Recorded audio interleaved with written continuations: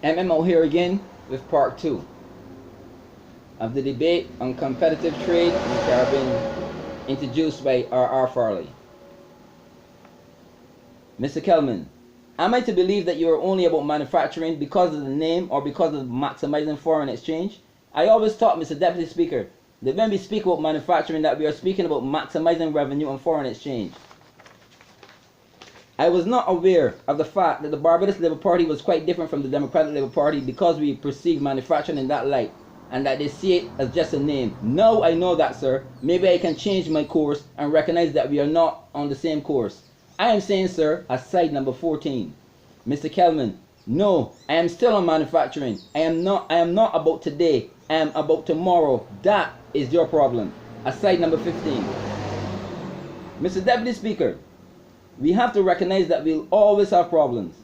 If we only see Barbados as buying material from outside to make clothing, we must recognize that we have the raw materials and we must fully utilize the raw materials that are available to us. The regrettable thing about that is that our raw material is not a low-end product. Do you know what is strange? When we talk about electronics, tourism and all those other things, we talk about the need to go to the high end. But when we are talking about clothing, it seems as though we can only go to the low end because we are buying from outside. We cannot use what is local because it's too good for us. Can you imagine that, sir? When we are talking about tourists, we want the high-end tourists, the high-end technology, the best cars. We do not want Suzukis, we want Mercedes and all of those things. Sir, we must recognize in this country that a lot of things that we never saw as raw material before, we must start seeing them as raw materials now. Let me give you a good example of what I speak, sir. We have a company now called Barbados External Telecommunications, BET. But do you know what is strange? We do not even recognize that BET must be perceived as delivering a product that is raw material. You might laugh, but I am serious because if we are going to pass a bill in here called an e-commerce bill and talk about how we relate to e-commerce and so on, we must recognize that the telephone, the internet, and all of those things must be seen now as raw material, or we are fooling ourselves and are not really positioning Barbados where it should be positioned. I would have hoped, sir, that the honourable member, aside number 16, Mr. Kelman, well, it is difficult to enlighten you about anything. Aside number 17, Mr. Kelman, sir, I am saying, sir, that we must recognize that we cannot continue the way we are accustomed to doing things in Barbados. We believe that people must continue to buy things from us. For example, we are still hearing people in Barbados arguing that because people bought sugar from us 300 years ago, that we should still be able to continue to sell the same type of sugar to the same people 300 years after. What is happening? Are we not moving with the times? Are we? Or are we going to continue to beg people to buy things instead of demanding that they buy them because of the quality of the product that we are delivering? I saw an article lately that sometimes we do not even know how to promote the sugar that we produce because the only argument that we use is that we are accustomed to selling it for 300 years and that they should continue to buy our sugar. There is no evidence to show that our sugar is unique. Even the smell is different, but we feel better. But we feel because we are a British colony that that's the only reason why people should buy our sugar. I am saying that that is foolishness.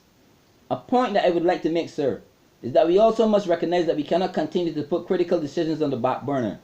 We have to make a decision whether we are going to have one sugar factory in this country and whether the incentives will be put in place to make sure that there is a relationship between the light and power company, the sugar industry, and sometimes another entity, which I will not name at this point in time, for the simple reason that we cannot sit back and decide that the world is waiting on us.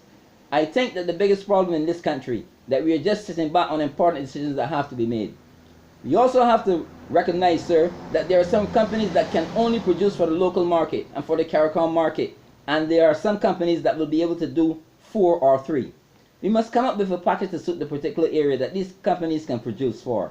If we are saying that foreign exchange is important, we have to recognize that those companies that have the potential to rake in as much foreign exchange as possible and put the necessary incentives there for them.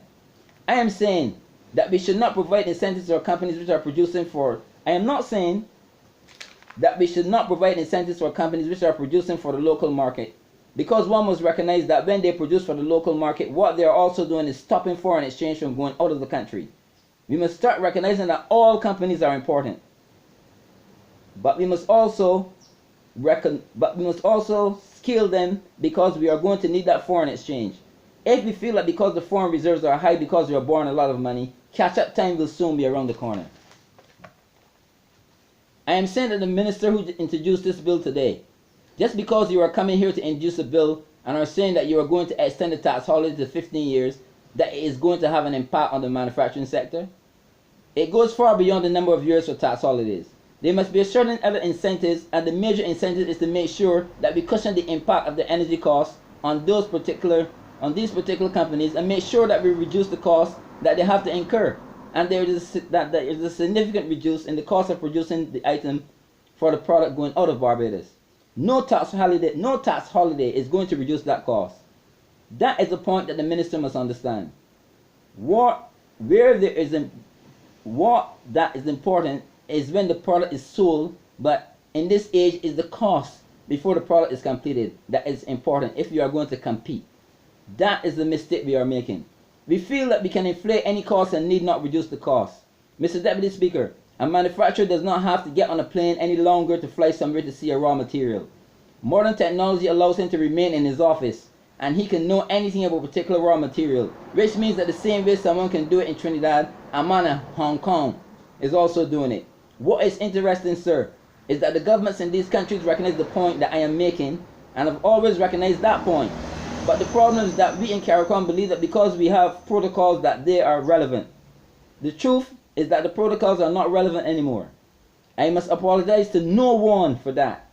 The protocol would have been important before you had trade liberalization and globalization.